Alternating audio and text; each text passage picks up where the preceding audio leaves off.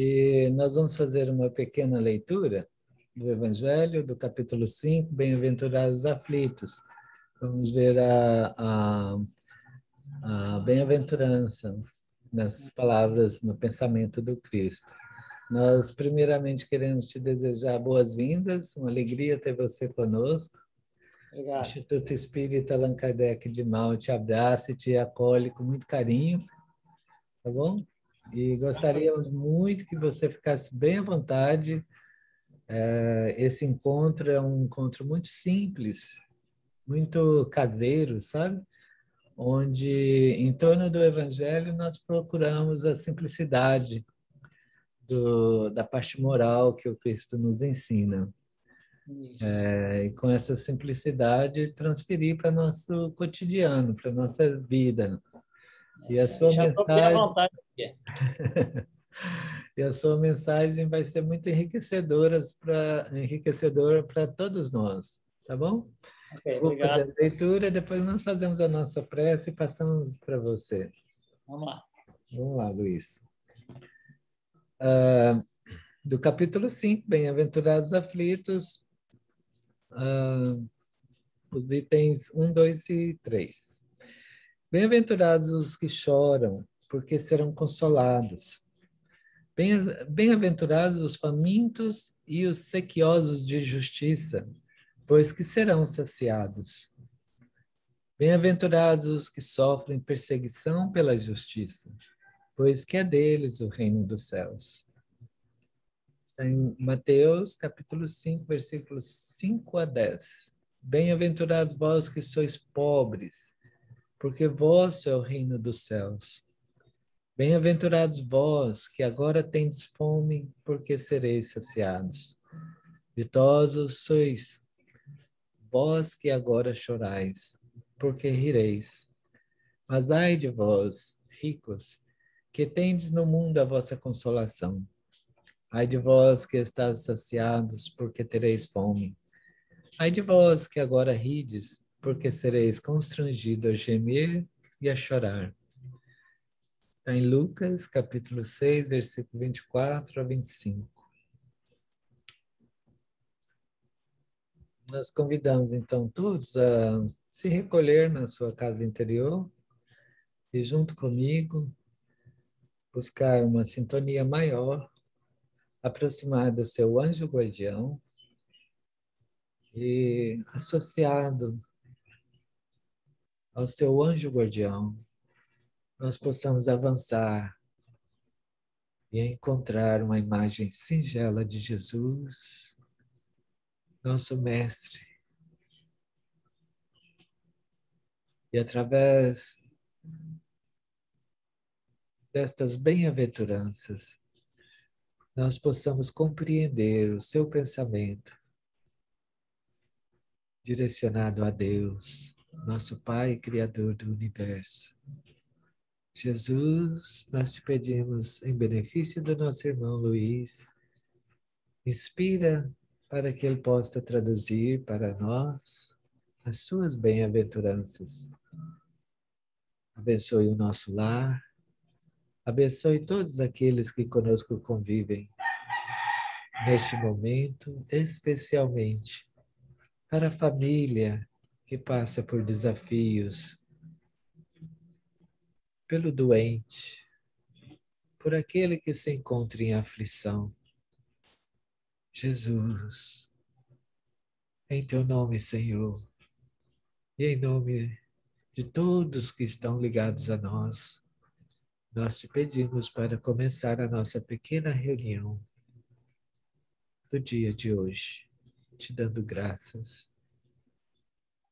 Que assim seja. Luiz, olha, mais uma vez, muito bem-vindo. Nós temos aqui Luiz Lima, de Orlando, né, Luiz? Você está em Orlando? Estou na região de Orlando. De Orlando. Fiquem muito à vontade, sejam bem-vindos todos vocês. E é isso. Nós te pedimos para você fazer uma pequena apresentação de você mesmo para a gente aproximar um tanto mais mesmo do seu coração e da sua mensagem. Fica fácil para nós, sabe? Ok. Fique à vontade, meu irmão. Tá. Bom, a gente que agradece a oportunidade de fazer esse trabalho, né? Essas oportunidades que aparecem, a gente, né, tem que estar sempre pronto para servir, então a gente agradece realmente. Eu estou aqui na Flórida, na região de Orlando, né? Eu mudei para cá em 1990, então já estou há 31, vai para 32 anos já aqui, né? E a gente participa num centro aqui em Orlando como voluntário, mas a gente fala, né, e faz palestras e workshops aí pelo país inteiro afora, né? Então, a gente já faz isso há 20 anos aí, né? Né, acho que é parte do trabalho que a gente se propôs a fazer enquanto estava lá em cima planejando tudo, né? Mas então é isso aí. Então, quando você me convidou para fazer esse trabalho, eu falei para você, eu estou com uma semana meio atípica de tanta trabalho, né? Tomara que o tema que você está procurando encaixe em alguma coisa que eu já tenho feita, porque eu não ia ter muito tempo de preparar nada. E eu tinha exatamente feito um trabalho que a gente já fez há muitos anos, já vem fazendo há muitos anos, repetindo por aí afora, sobre o capítulo 5, né? E é um trabalho que a gente chama de sofrimentos e aflições, onde a gente vai destrinchar aí o que é falado no capítulo 5, né? Da parte das bem-aventuranças.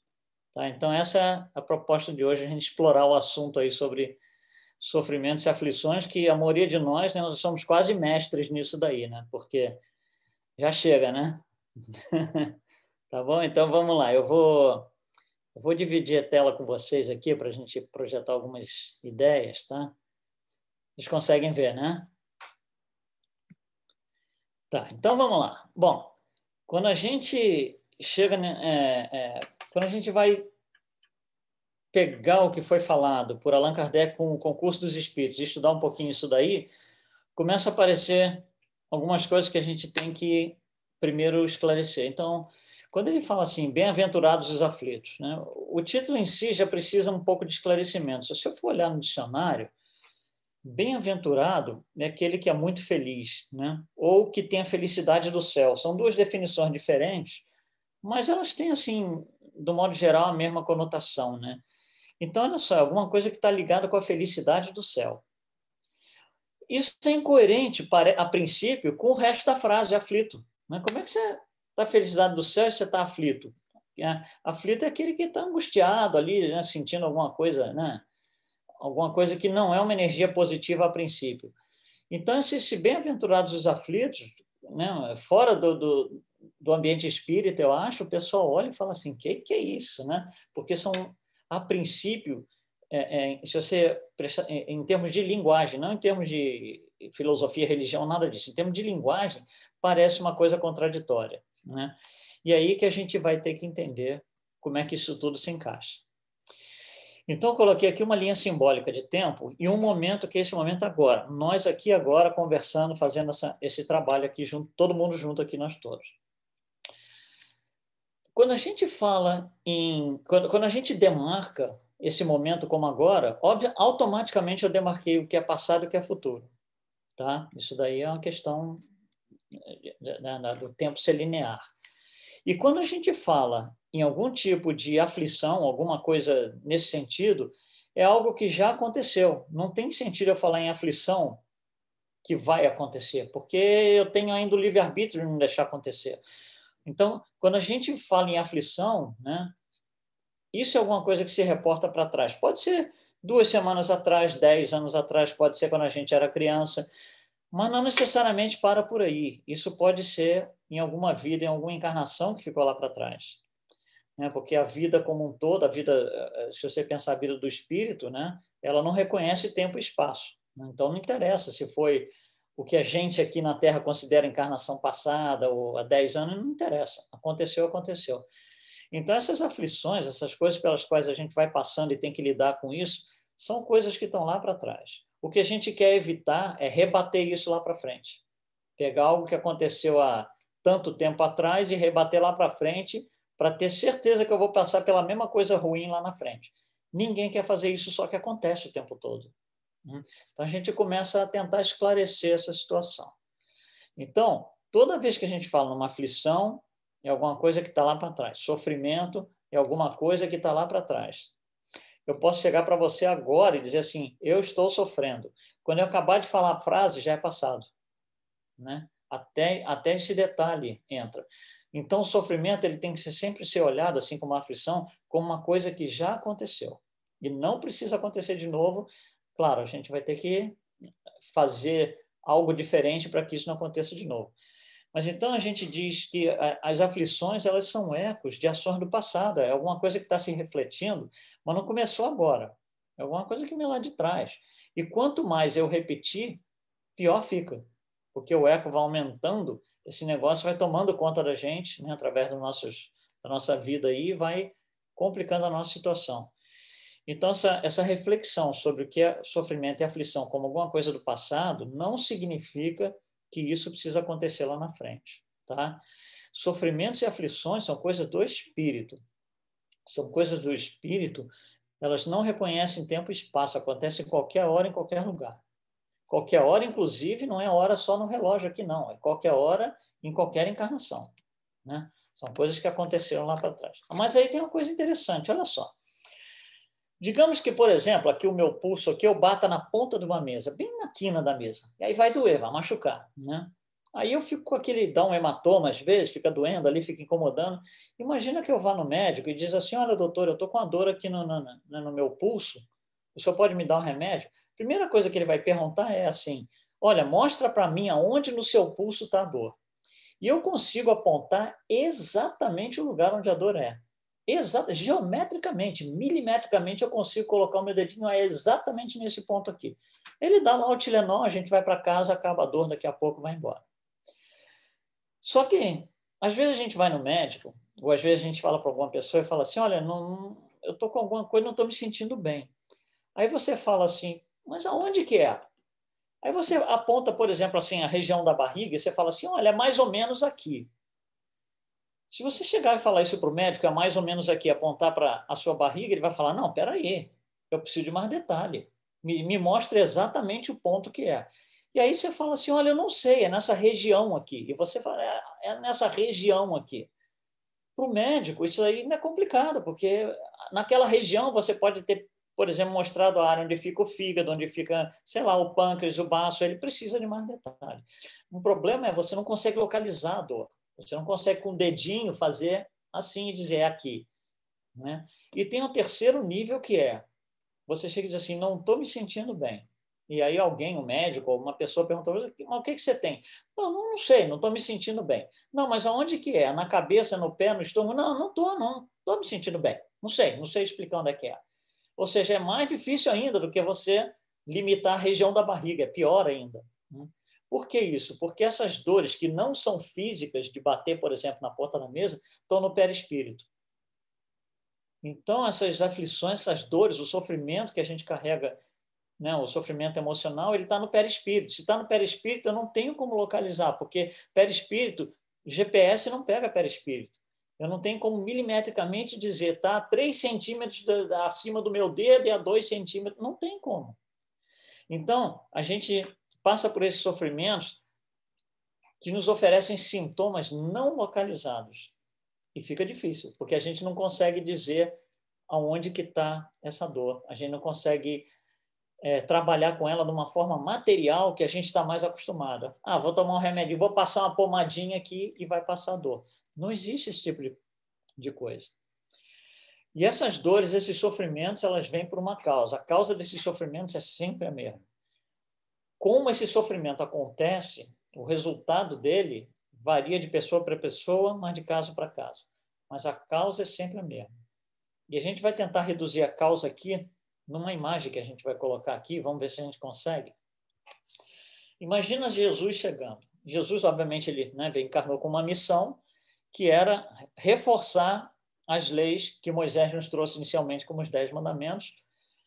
E essas leis que Moisés nos trouxe, elas têm um endereço, que é a gente tomar conhecimento, ou foi, na época, tomar conhecimento, ou pelo menos iniciar a moralização. Então, por exemplo, Moisés vai lá em cima, desce com um tabletezinho, e no tabletezinho está escrito assim, você não pode matar, por exemplo. Nós vamos usar isso como exemplo para desenvolver o assunto. Então, você não pode matar.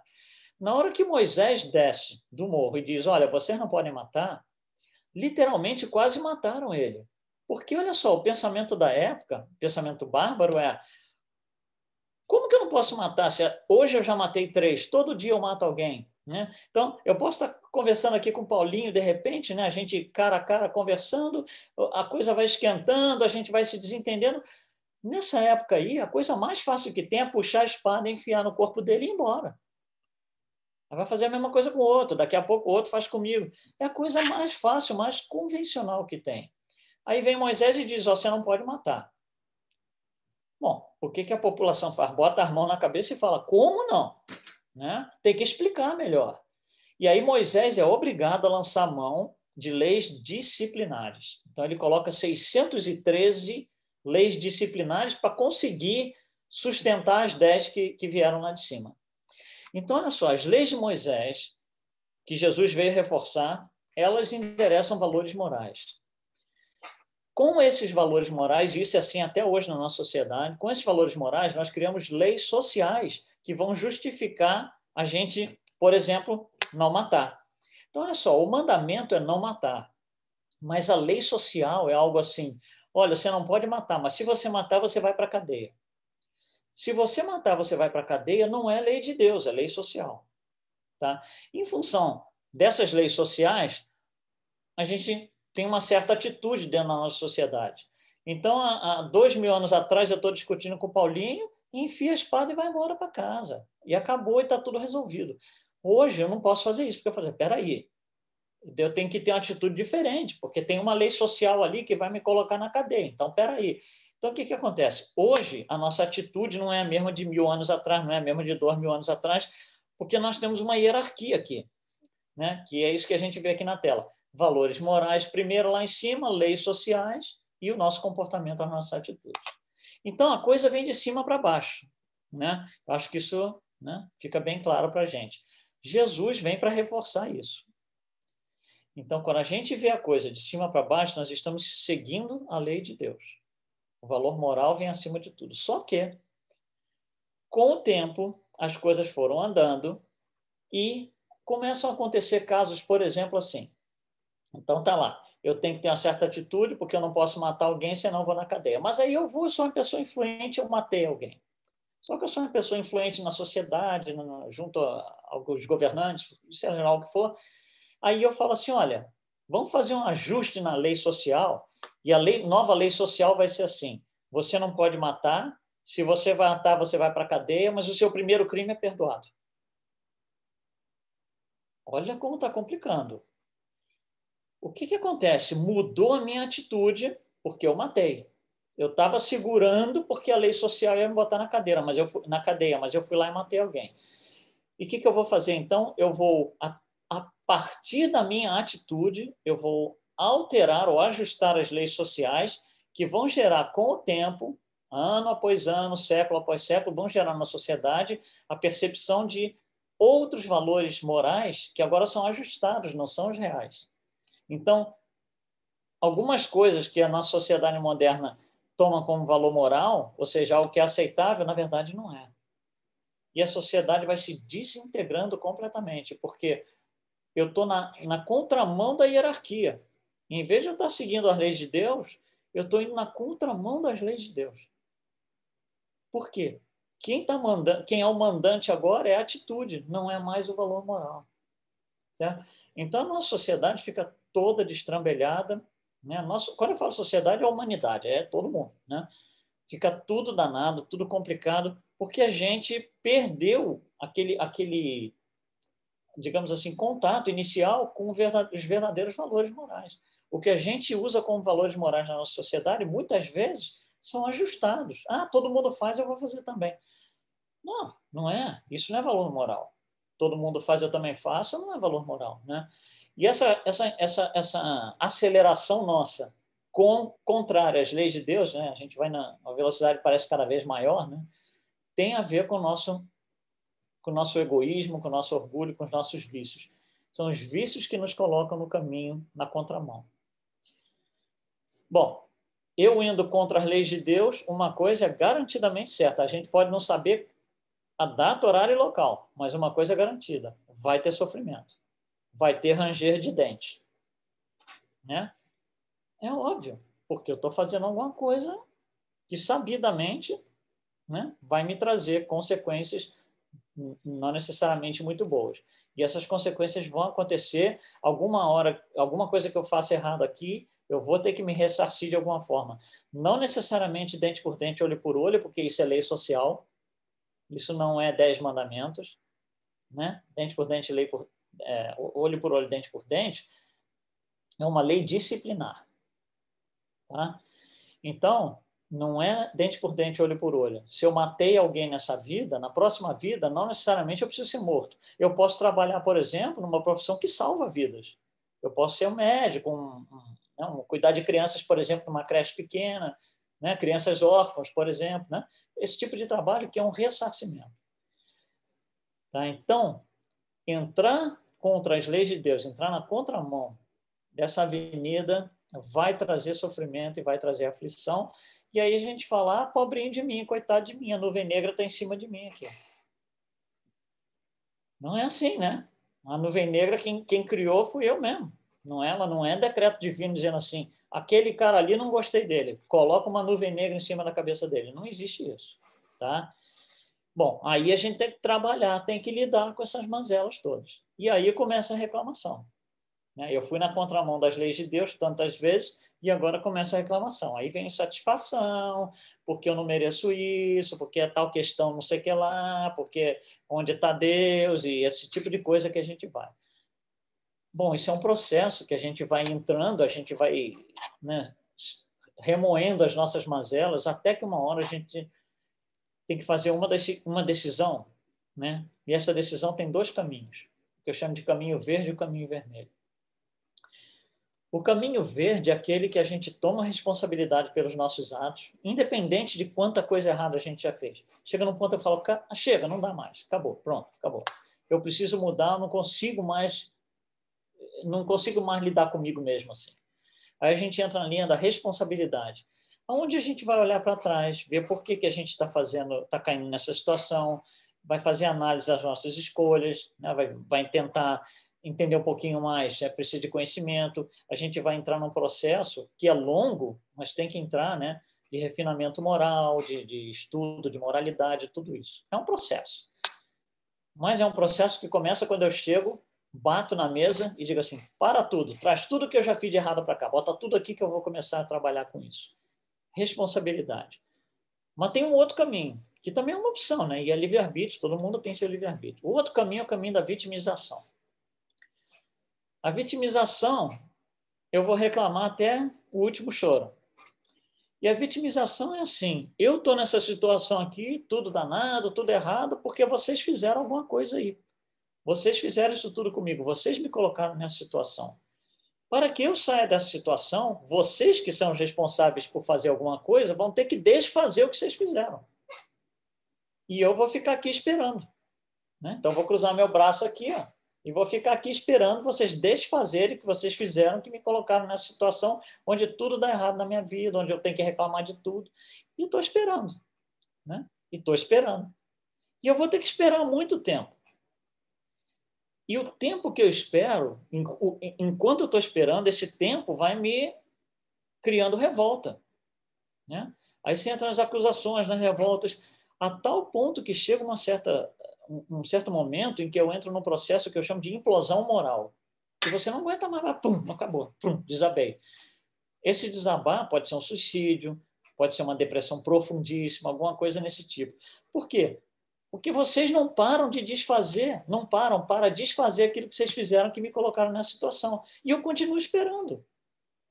Né? Esse tipo de colocação, quando a gente entra na vitimização, a gente precisa de um salvador externo. Precisa de um salvador. E o salvador não chega. Né? E por que Deus não manda o salvador? Por que eu estou aqui sofrendo? Né? Então, são 2 maneiras completamente diferentes, aliás, antagônicas, né? De olhar para o mesmo problema.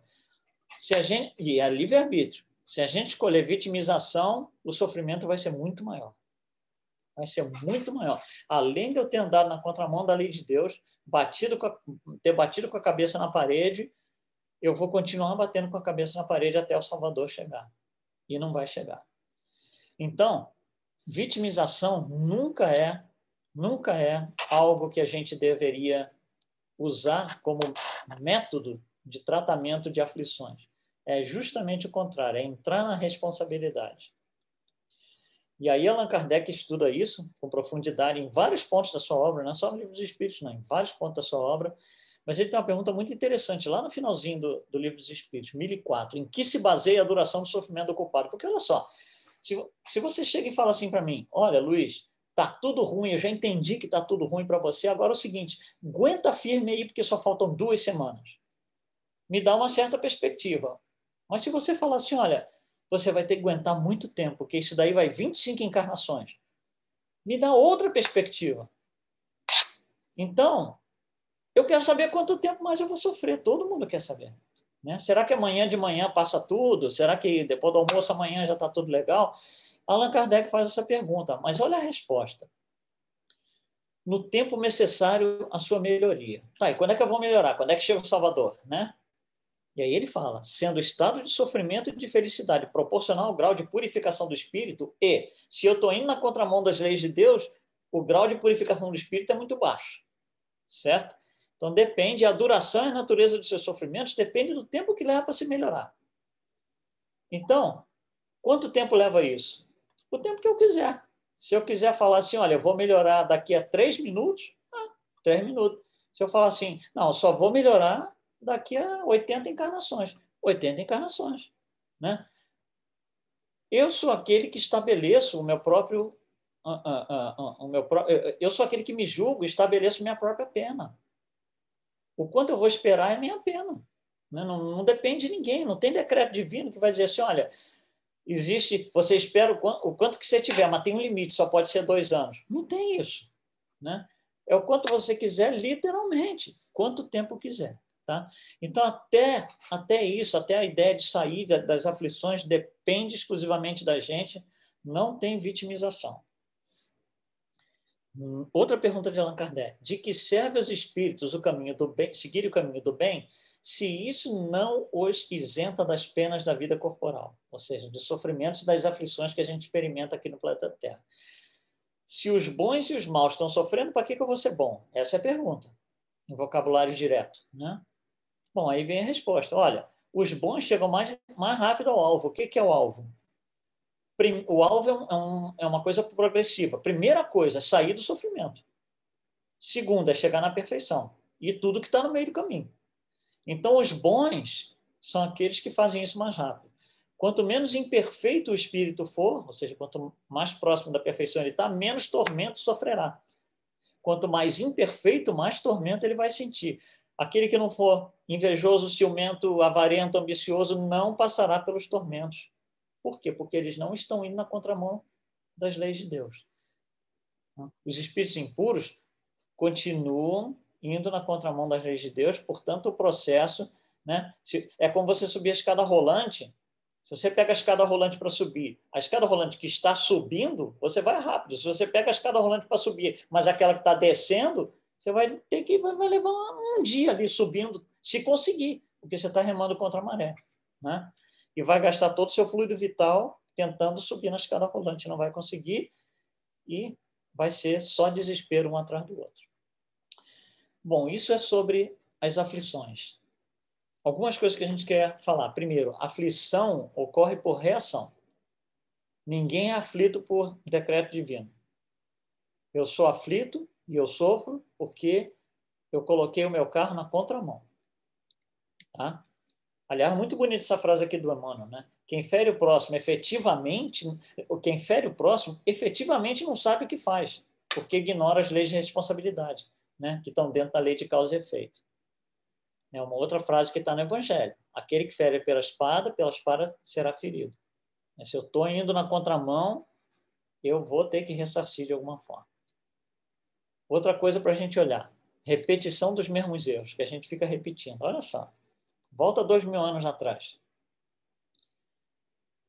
Pilatos, sabendo que Jesus não fez nada de errado, não tem que pagar por nada, não tem que ir preso, não tem que sofrer, não tem que ser chicotado, nada disso, sabendo, ele tenta de várias formas remediar a situação. Então, ele dá, assim, usando um vocabulário bem moderno, ele dá várias chances a Jesus, né? ou a situação, para que a situação se reverta, porque o povo quer ver Jesus na cruz. Né? Bom, aí o que acontece? Ele vai e faz uma...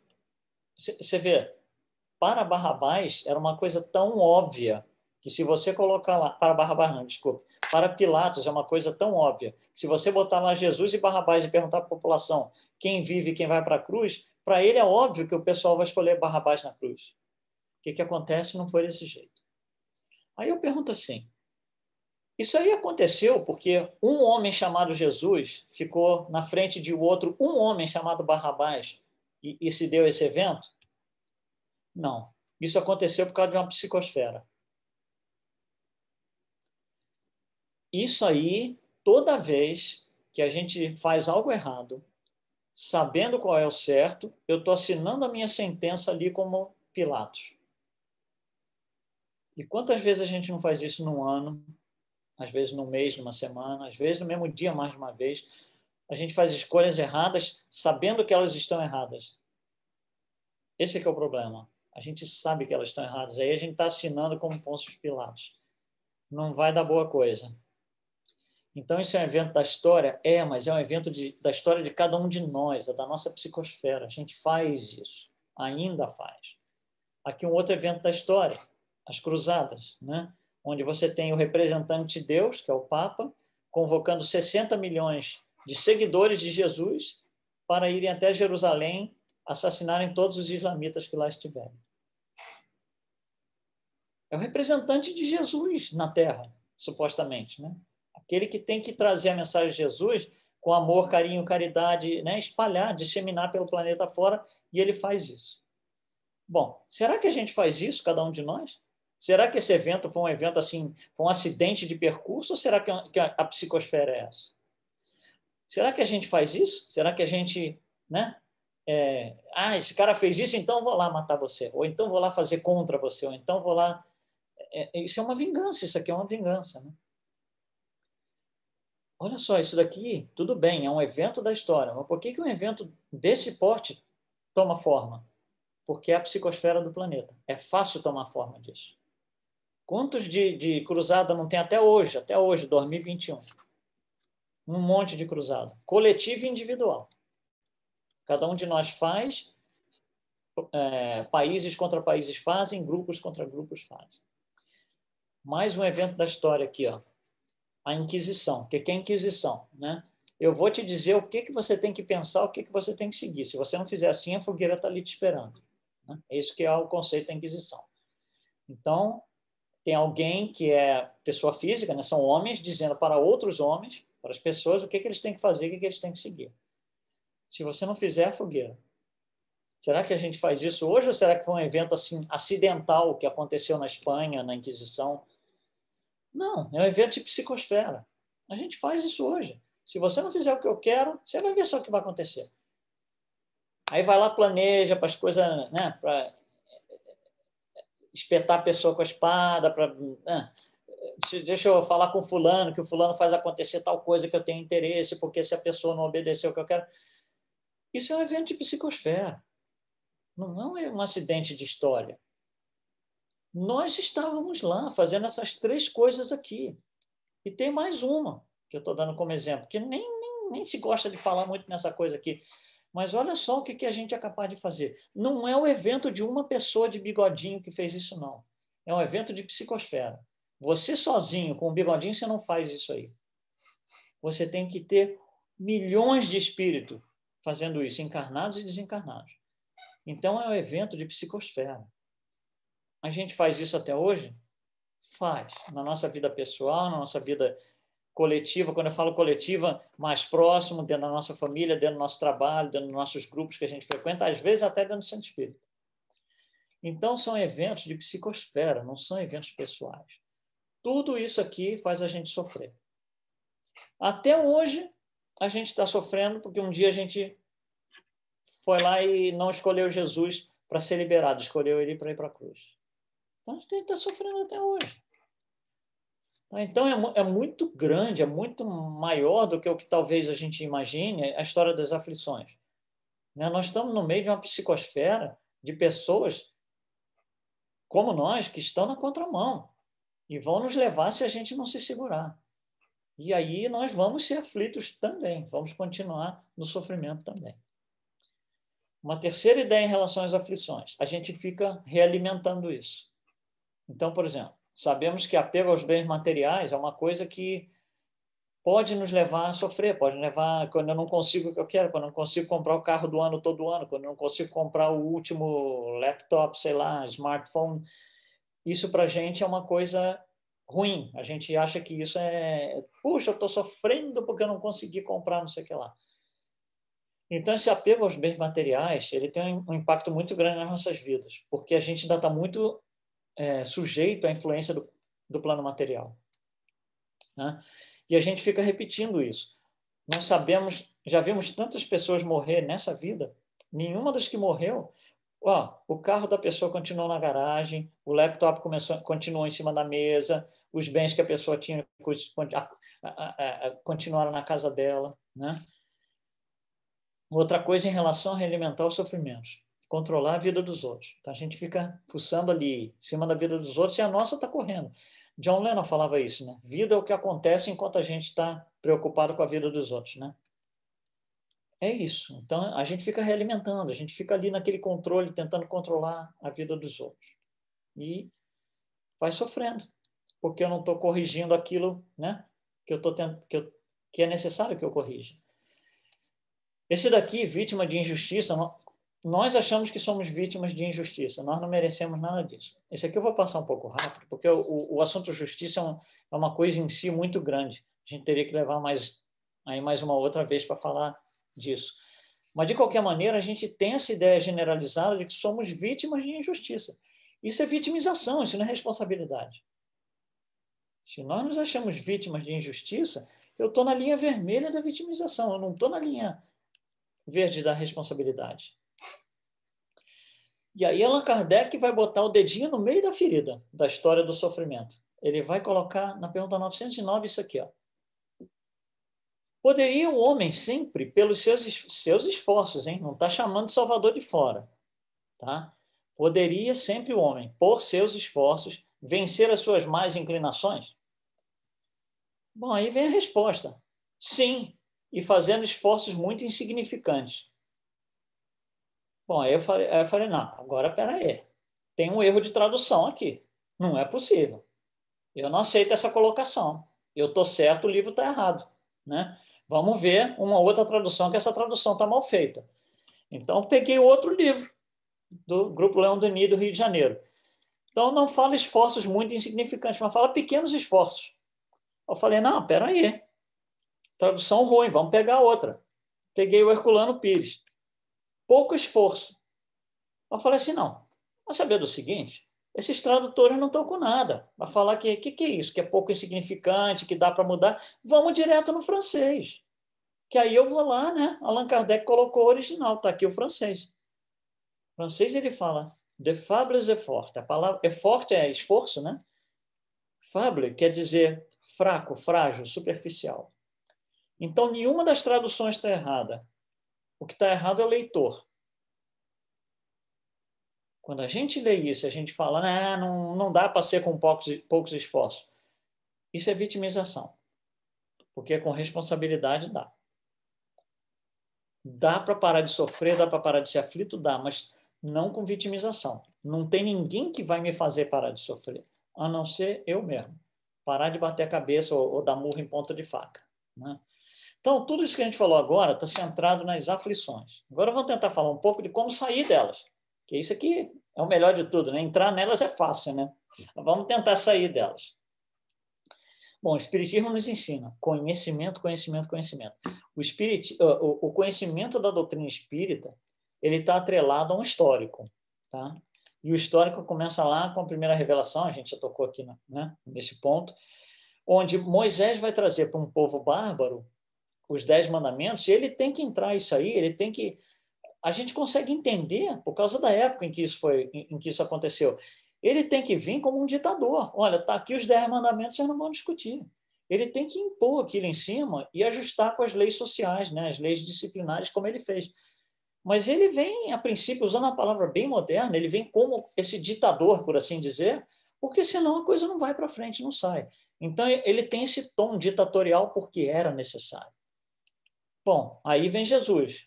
Segunda revelação, Jesus não vem como ditador, não vem como um impostor, nada disso. Jesus vem como conselheiro. Jesus vem dizer assim, olha, você fez lá adultério e tal, olha, eu não vou falar nada, mas eu vou te dar um conselho, não faça isso de novo, não. Vai embora, tocar sua vida, não faz isso de novo, não. Isso é um conselho. E assim todo o resto. Jesus vem como esse grande, esse gigantesco conselheiro das nossas vidas, né? Nos dizer, olha, deixa eu te dar um conselho. Claro, o meu livre-arbítrio faz com que eu ouça ou não ouça, mas ele aparece nesse aspecto de ser esse grande amigo conselheiro. Então, olha só, vamos voltar lá no nosso exemplo. Não pode matar. Quando Moisés coloca não pode matar, ele tem que colocar isso goela abaixo da população. É assim, não se discute. Imagina Moisés trazer os 10 mandamentos e falar, gente, vamos sentar aqui, fazer uma rodinha e discutir isso que eu trouxe lá de cima. Não vai dar certo. Ele tem que colocar a goela abaixo. Jesus, né? O que é para Jesus não pode matar? Ele vai falar, olha, não mata não, se eu fosse você eu não mataria. É o grande conselheiro. Mas olha só, Jesus fala dessa forma, né, por assim dizer, se eu fosse você não mataria, mas Allan Kardec é que vem explicar por quê com o Espiritismo. Por quê? Ali está a explicação. Ah, mas agora é que eu entendi. Se eu matar lá na frente, eu vou desencarnar. Agora entendi todo o mecanismo. Sem entender é mais difícil de você seguir alguma coisa. Então, olha só, o Espiritismo vem trazer um conhecimento como a terceira revelação, ou digamos, a terceira camada de conhecimento. A primeira Moisés, a segunda Jesus, a terceira o Espiritismo, né? Pelas mãos de Allan Kardec. Mas ele vem nos dizer como que eu vou superar, entendendo o que eu estou conhecendo. Puxa, agora eu entendi por que eu não posso matar. Porque quando Jesus falou, se fosse você não mataria, eu gostei do que ele falou, mas ficou meio assim, né? E quando Moisés impôs que eu não queria matar, nossa senhora, eu não gostei da ideia. Então, olha só como são 3 camadas e tem 3 leituras diferentes aqui. E aí vem lá Kardec, uma das mensagens mais desafiantes, pelo menos foi para mim, quando eu comecei Espiritismo, há 20 e tantos anos atrás, onde ele chega e diz assim, olha, vocês têm que sofrer bem. Aí eu falei, peraí, como assim tem que sofrer bem? Não é sofrer bem de quantidade de sofrimento, é sofrer bem na qualidade do sofrimento. Sofrer, eu vou ter que sofrer, mas vou extrair o melhor possível imaginável como aprendizado para jamais ter que sofrer isso outra vez. E isso é sofrer bem, é aproveitar a oportunidade. Então ele fala isso, poucos sofrem bem, porque poucos compreendem que somente as provas bem suportadas podem conduzir ao reino de Deus. Então, sofrer bem é quase como a primeira coisa a fazer para a gente sair do sofrimento. Por que eu estou sofrendo? Revoltar não adianta, revoltar é coisa de vitimização. Por que eu estou sofrendo? Vamos entender, entende, isso é responsabilidade. O que eu estou fazendo? Por que eu estou fazendo? Eu já sofri desse jeito outras vezes? Há 20 anos eu passei por uma situação parecida. Espera aí, o que eu fiz há 20 anos que eu também fiz agora? Cadê o padrão? Tem alguma coisa aí que eu estou fazendo errado, já estou repetindo o meu erro. Isso é que é sofrer bem. Tá? E aí, né, vem Emmanuel, acho que fala isso aqui, aflições e sofrimentos são mecanismos de progresso moral. Só que tem que saber usar. Para saber usar, tem que ter conhecimento, que a gente viu aqui lá atrás. Conhecimento. Moisés, Jesus e Kardec. Bom, aí a gente vai falar um pouquinho sobre escolhas. Eu vou falar, por exemplo, isso daqui. Digamos, por exemplo, que uma última encarnação, até a última encarnação, eu bebi todas que podia. Nessa encarnação aqui, aí estou preparando a encarnação que vai chegar, que é essa daqui, eu falo assim, olha, não aguento mais beber, não aguento mais, chega, acabou essa história. Aí preparo uma encarnação bonitinha e tal, com assim, dizendo para mim mesmo, eu não vou beber, nessa encarnação vou lá, não vou beber nada, vou ser um bonitinho. Aí chega aqui, está indo tudo bem, tranquilo, maravilhoso. Num determinado ponto, eu sou convidado para ir numa festa, né? E nessa festa, alguém traz e coloca na minha frente, na mesa onde eu estou sentado, o uísque mais caro do mundo, a garrafa de uísque mais cara do mundo, mais cobiçada, mais visada, e todo mundo sai da sala, não tem ninguém. Se eu tomar aquilo ali, ninguém vai ver, ninguém vai saber. E aí eu começo, você bota a mão na cabeça, esse uísque é cobiçado, nossa, eu sempre quis isso aqui, meu Deus do céu, eu queria tomar, mas nossa, olha o conflito, porque eu sei que não está certo.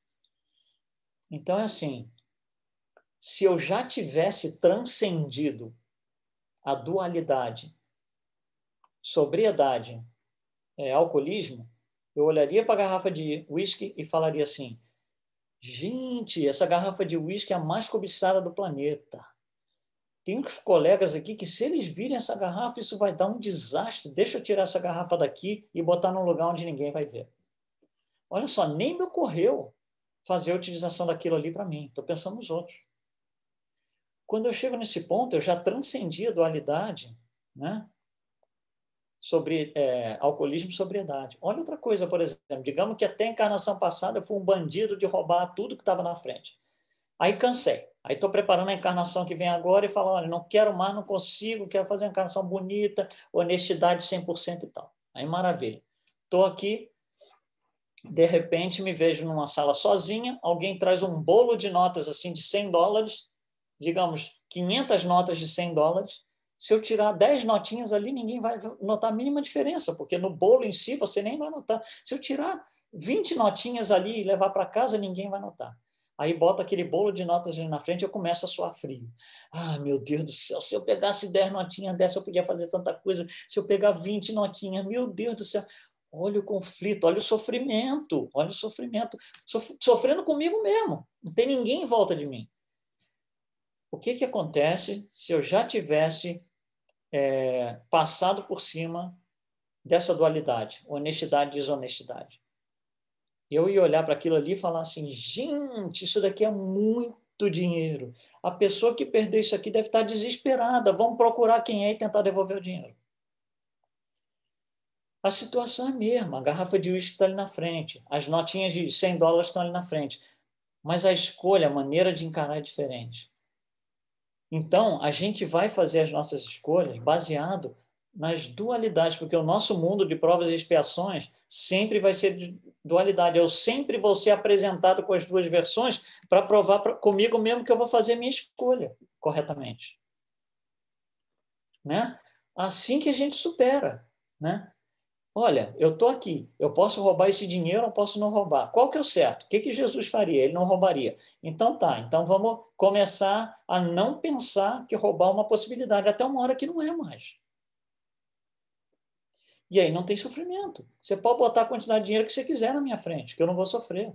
Você pode botar a fábrica inteira de cachaça lá, de bebida, que eu não vai me afetar, porque eu já passei por isso. E assim, todos os vícios contra todas as virtudes. Só estou dando 2 exemplos aqui para a gente trabalhar com a ideia, com o conceito. Bom, e como é que eu saio disso? Como é que eu saio dessas dualidades? Porque para a maioria de nós, por exemplo, honestidade e desonestidade ainda são opções. Né? Sobriedade e alcoolismo ainda são opções. Mas eu não quero mais ter a opção, por exemplo, de desonestidade. Como é que eu faço?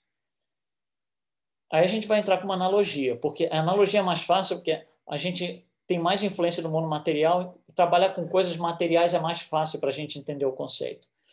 Então, nós vamos pensar no Sol. Apesar do Sol a gente não colocar a mão nele e tal, mas é algo material que a gente vê lá em cima, né? A gente consegue se relacionar com ele como algo material. Aí eu não preciso responder, não, mas eu vou pedir para vocês pensarem. A que horas que está de noite no Sol? Pensa bem. Aqui fora, né, nas nossas casas, 6 horas da tarde, 7 horas da tarde está de noite. A que horas está de noite no Sol? Eu vou responder da seguinte forma. Nunca. Mas se respondeu nunca, eu vou fazer a segunda pergunta. Por que nunca está de noite no Sol? Não precisa responder. Mas eu vou responder. Por que nunca está de noite no Sol? Porque o Sol é a fonte de toda luz. Não é porque o Sol é a fonte de 30% da luz, de um pouquinho de luz, não. O Sol é a fonte de toda a luz. Tudo, tudo, tudo, 100%. Aí eu pergunto assim, quando é que eu vou estar em paz? Resposta, quando eu for a fonte de toda a paz. Não é quando dois homens engravatados sentarem numa mesa e assinarem 3 papéis, porque já fizemos isso 10 mil vezes na história e não resolveu.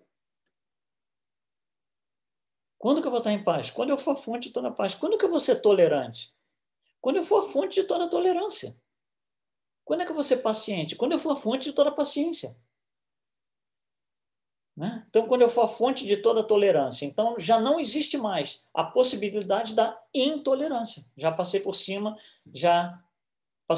dessa dualidade. Né? Então, essa ideia da gente pensar que o Sol é a fonte de tudo, porque ele é o tudo que eu quero que ele seja, eu só vou ter vícios enquanto eu quiser ter.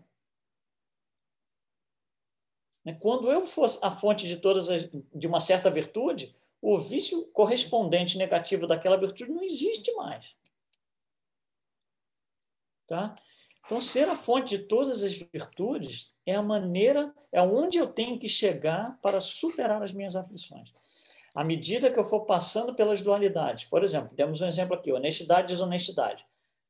No início, a gente tem 50% de possibilidade dos dois. Depois começa assim, olha, realmente só tem 40% de possibilidade de ser desonesto e 60% de possibilidade de ser honesto. Eu estou trabalhando com a coisa. Vai chegar uma hora que é assim, 10% de possibilidade de ser desonesto e 90% de ser honesto. Mas ainda tem a possibilidade de ser desonesto. Vai chegar uma hora que você pode botar lá o que você quiser na minha frente, que eu não vou pegar, não vou roubar. E assim vai indo. Todos nós vamos passar por esse processo. Esse é o processo de aperfeiçoamento do ser humano. Todos nós vamos passar por isso. Então, para a gente fechar, 8 ideias para a gente fechar. Sofrimento é coisa do passado. Eu não preciso me reportar ao passado. Eu preciso só sofrer bem. Sofrer bem. Sofrer bem não é quantidade de sofrimento, é qualidade de sofrimento. Sem revolta e desânimo. Porque com revolta e desânimo é vitimização. Não estou aproveitando o sofrimento. Com revolta e desânimo, estou sofrendo mal. Não estou sofrendo bem. Né? Falamos aqui agora, somos a fonte de todos os nossos vícios e virtudes. Mas eu posso começar a fazer a coisa de tal forma que os vícios desaparecem da minha lista de escolhas. Uma maneira de a gente fazer isso é a gente se transformar nas situações difíceis e mais desafiantes, se transformar no Jesus minuto. Né? Puxa, estou aqui, nossa Senhora, e agora? O que Jesus faria? Se eu escolher o que Jesus não faria, eu estou assinando como Pôncio Pilatos. Mas eu tenho os elementos que o Espiritismo me dá para começar a fazer decisões melhores. A gente não está esperando que amanhã de manhã todo mundo acorde Jesus, isso não existe. Mas o Espiritismo nos dá a base, os elementos que nos permitem, né, com os quais a gente vai trabalhar para nos refazermos. Número 5, muito importante. Vamos seguir Jesus, mas não vamos pedir para Jesus seguir a gente. Porque isso ele não vai fazer. Mas não vai mesmo. Pedir a Jesus para nos seguir é pedir para enterrar ele nos vícios que a gente pratica. Isso ele não vai fazer. Então, não adianta, Jesus, vem cá me ajudar, vem me seguir e tal. Vem me seguir que eu vou fazer essa coisinha errada, eu vou precisar da sua proteção. Jamais. Tá? Outra coisa.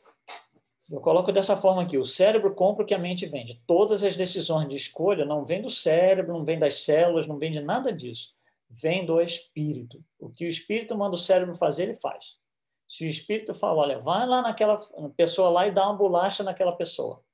O cérebro só está obedecendo ordem. As células, os músculos só estão obedecendo ordem. Vai dar sofrimento? Ah, vai. Mas o culpado não é o cérebro. Você não pode botar culpa em células. Isso aqui é muito importante, a humildade. Olha só, tem horas que a gente começa com os nossos erros e de tanto andar na contramão, a nossa vida vai degringolando, a gente vai ficando, vai adoecendo, as coisas vão dando errado, você fica doente, vai no médico, no segundo médico, no terceiro. Chega numa hora que a gente não sabe mais o que fazer. Acabou, esgotou todos os recursos. Aí a gente olha lá para cima e fala assim, Jesus me ajuda, Deus me ajuda. Bom, aí a gente pergunta assim, aonde no Evangelho, me mostra a frase do Evangelho, de qualquer tradução, de qualquer versão, de qualquer segmento do cristianismo, me mostra aonde no Evangelho Jesus diz assim, olha, tente de tudo, quando não funcionar, seja humilde, vai. Humildade vem acima de tudo. Se humildade é a última coisa que eu vou usar, definitivamente eu estou na contramão das coisas, porque o primeiro virou o último. Humildade é a base de tudo, não é a cartada final, não tem mais nada, deixa eu tirar o trunfo embaixo da manga, vou ser humilde. Não. Porque até eu chegar nesse ponto, haja sofrimento. E uma ideia final aqui, olha só. Para a gente atrofiar o nosso sofrimento, ou seja, para a gente sair desse sofrimento, nós devíamos ajudar quem sofre do mesmo mal. Por exemplo, olha só, se você é uma pessoa que teve uma doença muito grave, muito ruim, passou por uma situação muito difícil de saúde, por exemplo. Não sei, digamos aí, usando um termo moderno, Covid. Então, alguém teve Covid, ficou muito mal hospitalizado, à beira da morte, mas felizmente se recuperou, saiu, foi embora, está em casa. Essa pessoa, ela sofreu na pele, na carne. Ela é pós-graduada em sofrer por causa de Covid. Ela tem toda a experiência daquele sofrimento. Essa pessoa pode ajudar outros que estão nos hospitais na mesma situação, falando aí em termos práticos, nas últimas, nas camas, né? Precisando de um apoio, de alguma coisa assim. Isso vale para qualquer doença, vale para qualquer coisa. Porque, olha só, alguém para ajudar o outro, né? Estamos falando em relação à saúde aqui, por exemplo. Para alguém ajudar o outro que está com uma doença complicada, ninguém melhor do que aquele que já teve a doença e passou por ela e superou. Nós estaríamos qualificados a trabalhar com o sofrimento dessa pessoa porque eu passei pelo meu próprio sofrimento, graduei, pós-graduei, ainda fiz PhD naquela situação. Né? E o que a gente faz normalmente? A gente se isola, a gente sai fora. Não quero nem ouvir falar disso aí. Nossa Senhora, eu passei por isso, pelo amor de Deus, e a gente se isola. Em vez de usar aquilo como recurso para ajudar as outras pessoas. Bom, tudo isso aí que a gente falou, sofrimentos e aflições, entrar em sofrimento e sair de sofrimento são processos longos. Entrar em sofrimento também demora, porque você tem que insistir muito. Uma coisinha errada que você faz aqui ali, se nunca mais você fizer, passou. Sofri ali 5 minutinhos, você não vai nem lembrar que sofreu. Mas a incidência é que é o problema. Então, demora muito para a gente chegar num ponto de sofrimento significativo. Também vai demorar muito para sair. A gente colocou aqui algumas formas que a gente pode utilizar para a gente sair e superar isso daí. Então, quem sabe essa nossa fala toda, falei demais, já falo rápido, né? Quem sabe essa nossa fala ajuda aí o pessoal um pouquinho, né? Algum comentário, alguma sugestão, questões, a gente está sempre à disposição aqui. Obrigado a todos aí pela participação. Excelente, Luiz. Muito bom.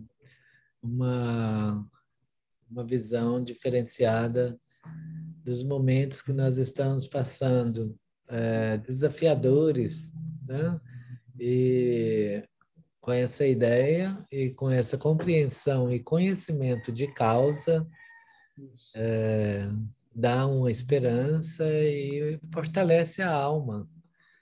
A sua aula foi muito esclarecedora, muito oportuna. E eu peço que vocês fiquem à vontade de abrir o microfone se quiserem perguntar para o Luiz alguma dúvida ou mesmo algum acontecimento pessoal. Fiquem à vontade, o Luiz está aqui à disposição para nós explorarmos. Isso aí. Muito bom, Luiz. Formidável. Obrigado.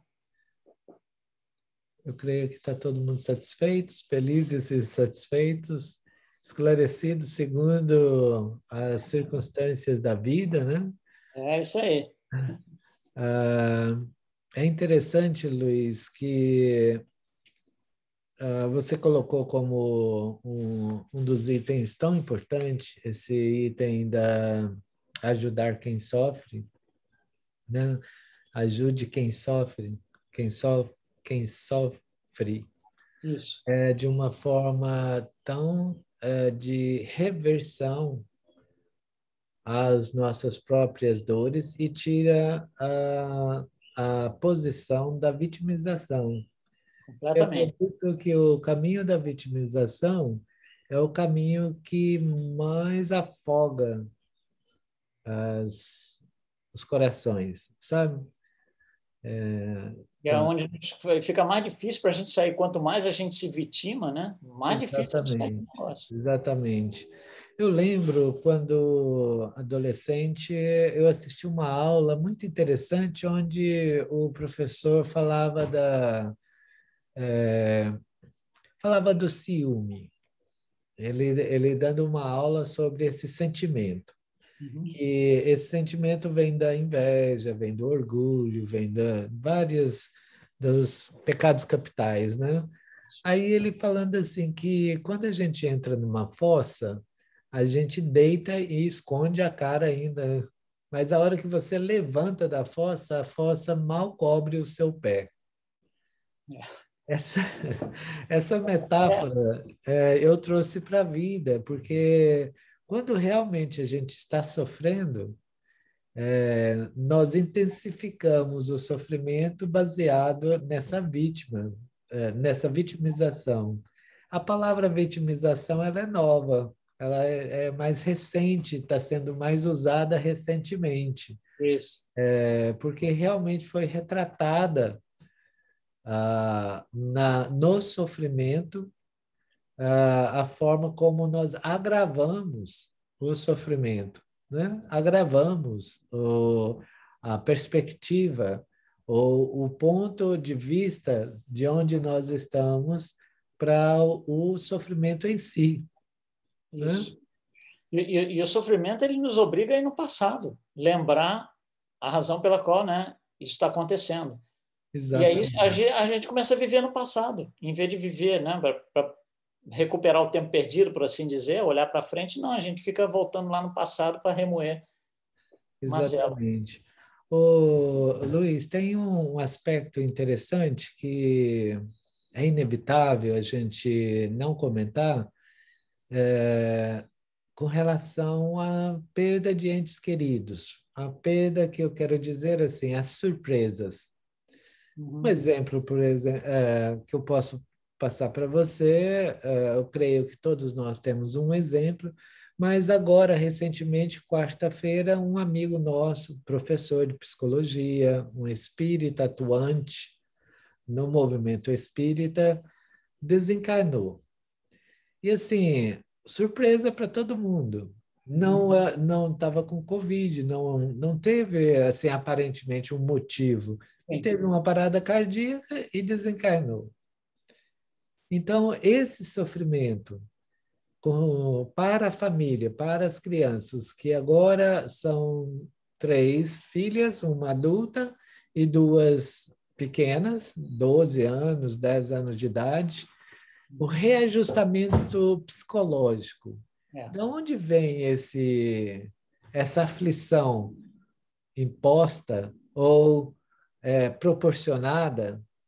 Qual a razão desta aflição? Vou colocar assim, ainda não é um sofrimento, mas pode É ser uma um sofrimento. questão. Mas olha só, a relação das crianças, por exemplo, no caso, Aham, o esposo, esposa, seja lá o que for, qualquer relacionamento, com o ente que se foi, é uma relação que ela tem dois canais. Ela tem o canal material, né, onde um abraço é importante, né, uma intimidade é importante, mas ela tem o canal espiritual, né?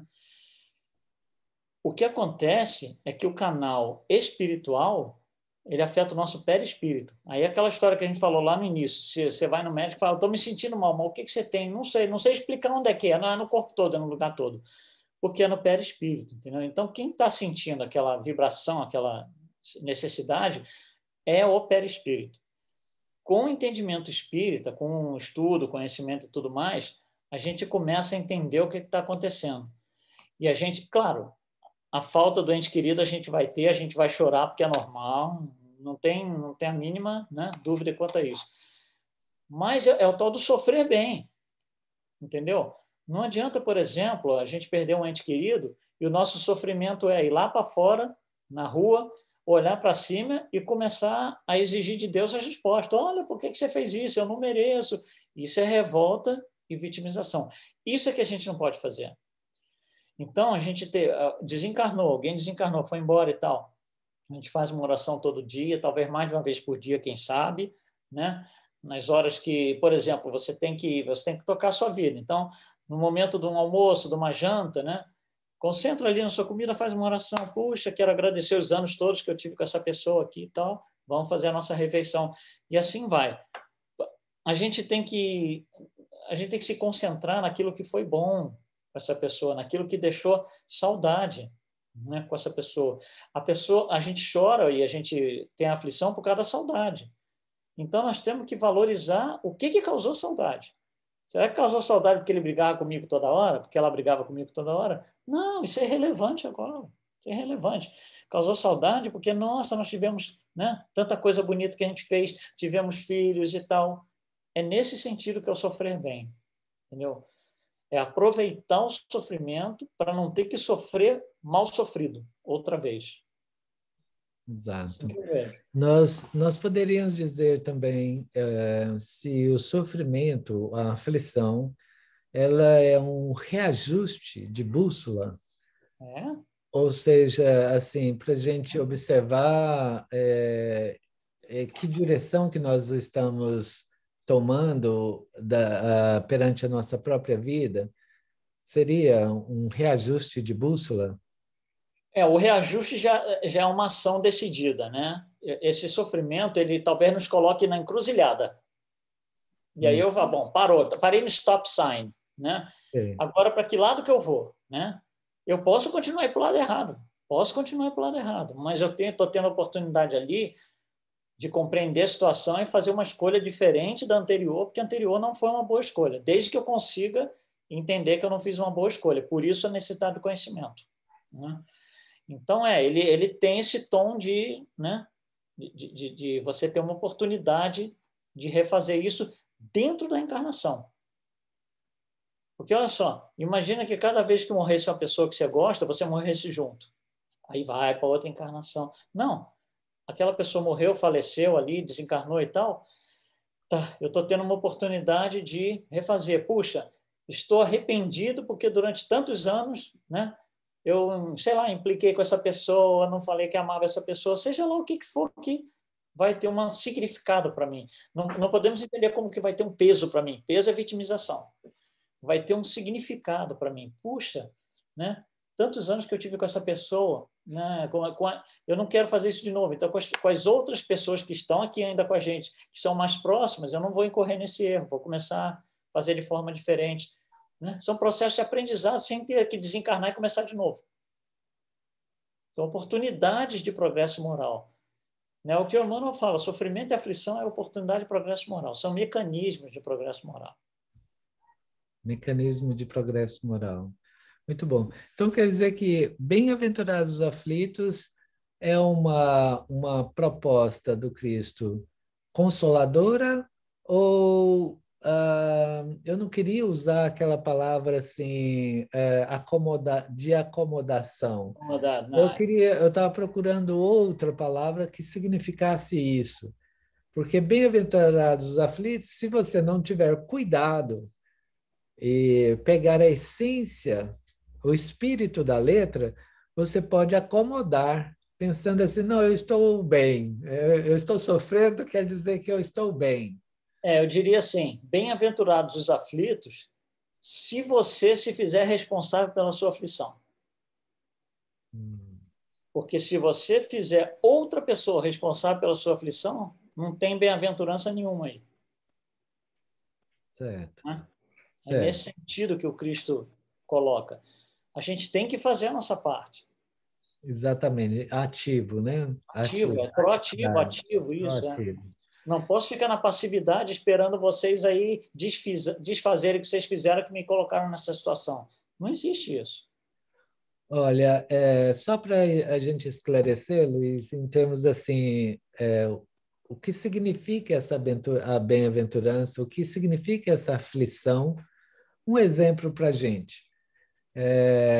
Poderíamos dizer, eu vou traduzir em pergunta para você nos ajudar aí. Poderíamos dizer que aquela frase que a Madre Teresa de Calcutá, ao chegar na, no ashram, no lugar onde ela repousava em Calcutá, e tinha lá uma frase: tenho sede. E ela, antes de ler esta frase, ela viu a situação do sofrimento.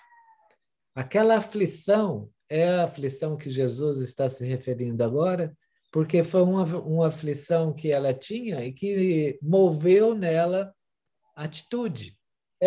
Fez ela fez ela absorver, pelo menos em parte, responsabilidade por aquilo que vai se transformar em ação, em atitude. Porque ela podia ter ficado ali e falar, isso aí não tem nada a ver comigo, não, deixa eu descansar aqui, deixa eu fazer meu soninho aqui, entendeu? E jamais ela fez isso. Como todos os outros grandes da história, você vê Gandhi, Chico Xavier e Luther King, e aí vai afora, né? E tantos outros. Ninguém se acomodou. Nenhum deles. Chico Xavier, é assim, Madre Teresa fala a mesma coisa. Você olha aquela pessoa pequenininha, magrelinha, aquele franzino que você tem até medo de cortar o dedo da pessoa cair no chão, e idem Chico Xavier. Você vê a grandiosidade dessas pessoas, em termos de, né, tomar, em parte, pelo menos, a responsabilidade, porque elas vão tomar ação. Vitimização implica em não ter ação. Se tem ação, tem pelo menos em parte responsabilidade. Muito bom, muito bom. Quer dizer que diariamente nós temos esse convite. Essa aflição nos convida a prestar atenção onde é que nós podemos atuar e ser ativos, né? Isso. Para que a gente possa atender o item 8 que você colocou, ajudar a quem sofre. Sofre. Isso, é. Se a gente não for tocado, não há essa atitude. Olha só, isso pode ser das formas mais assim estranhas possíveis. Digamos, por exemplo, que eu sou uma pessoa, vamos dar um chute aqui, extremamente, sei lá, agressiva. Apareceu uma pessoa na minha frente, eu agrido. Tá? É um caso bem extremo. Uma Certo. coisa assim, homem das cavernas, sabe? Você está rosnando para todo mundo que aparece na frente. Aí, de repente, você está num grupo ali, normalmente, está na sua, né? Você vê dentro do grupo, digamos aí, de umas 20 pessoas, um começa a agredir o outro a troco de nada. Eu tenho a opção de chegar para a pessoa que está agredindo e falar assim, peraí, não faz isso não, peraí. O cara não fez nada. É quase que incoerente eu fazer isso. Mas é porque eu tenho a experiência de saber o que é ser agressivo. Eu sei o que ele vai ter que lidar, com o que ele vai ter que lidar quando ele acabar de agredir o outro. Porque é isso que eu faço todo dia, 15 vezes por dia, você entendeu? Então, até nessas situações, a gente tem condição de ajudar. Mas eu tenho a experiência de ter passado por aquilo, apesar de ter sido ruim, né? Para poder ajudar essa pessoa. E tentar impedi-lo de agredir o outro. E eu não preciso explicar para o outro por que eu estou pedindo para ele não agredir. Porque eu sei porque eu sofro na pele por isso, por exemplo, e ele não. Eu sei que ele vai sofrer. E assim qualquer coisa. Impaciência, de vez em quando a gente tem que chegar para outra pessoa e falar, não fique impaciente, espera aí, vamos com calma. É a mesma coisa. A gente está qualificado a fazer esse tipo de trabalho porque nós somos intolerantes, impacientes, agressivos. Bota a relação de vícios todinhos aí. Ótimo, muito bom. Pessoal, nós ficamos muito agradecidos ao Luiz Lima, pela sua aula. Uma aula muito esclarecedora, abrangente, que abre parâmetros e esclarece a posição que nós nos encontramos atualmente. Momentos desafiadores, onde requer que tenhamos conhecimento para a gente superar, né? Para a gente não cair na tentação e complicar mais ainda a nossa existência, não é não? É verdade. Então, Luiz, nós ficamos muito felizes, muito mesmo, muito enriquecedora a sua aula, viu? Eu agradeço a oportunidade. E esperamos que a sua mensagem possa realmente trazer um conforto, uma esperança e promover o ser diante da vida, Para nós encerrarmos, eu gostaria de deixar você à vontade para suas palavras finais e te pedir para você fazer a nossa prece de encerramento, se você Ok. desejar. Por favor. Então, eu vou falar assim, uma imagem que para mim é muito significativa é o que a gente falou sobre o sol. A que horas que está de noite no sol? Não está. Então, a gente tem que procurar chegar nesse ponto, em que a gente é a fonte de todas as nossas virtudes, né? Então, se tem uma pontinha de, sei lá, impaciência, intolerância, tudo bem, tem, mas ela precisa ser compreendida que existe e que existe uma outra possibilidade, que é não ter nada daquilo, é ser a fonte de toda paciência, a fonte de toda tolerância.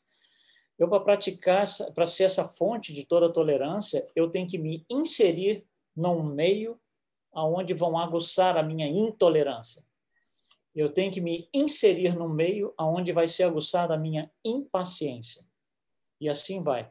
Então, se eu quero trabalhar com, eu quero acabar com a minha intolerância, eu quero ser pura e simplesmente tolerante a partir de hoje, eu tenho que procurar alguém, não é esperar alguém me procurar, eu tenho que ir procurar alguém que me torne intolerante.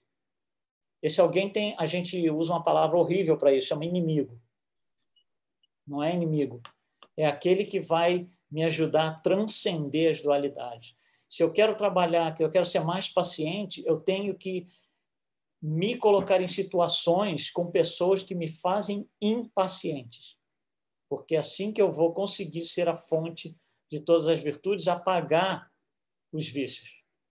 Tá? Então, essa é a ideia final que eu queria deixar para todo mundo aí, né? Que cada um de nós leve aí tudo isso para o travesseiro para pensar à noite, né?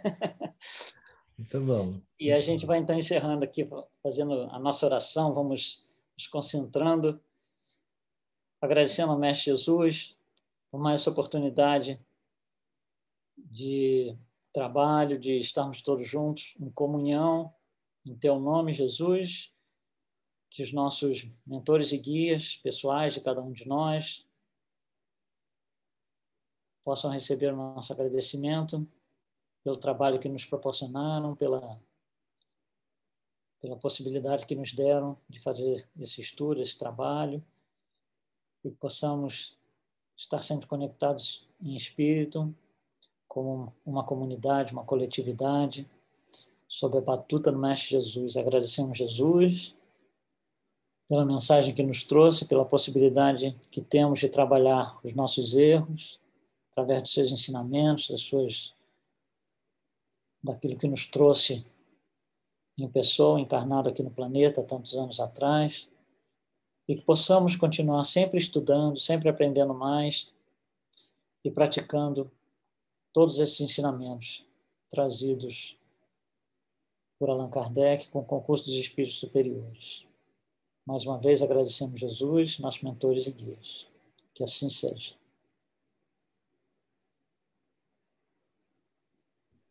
Que assim seja, meu irmão. Muito obrigado, viu? Deus te abençoe. Obrigado a vocês todos aí.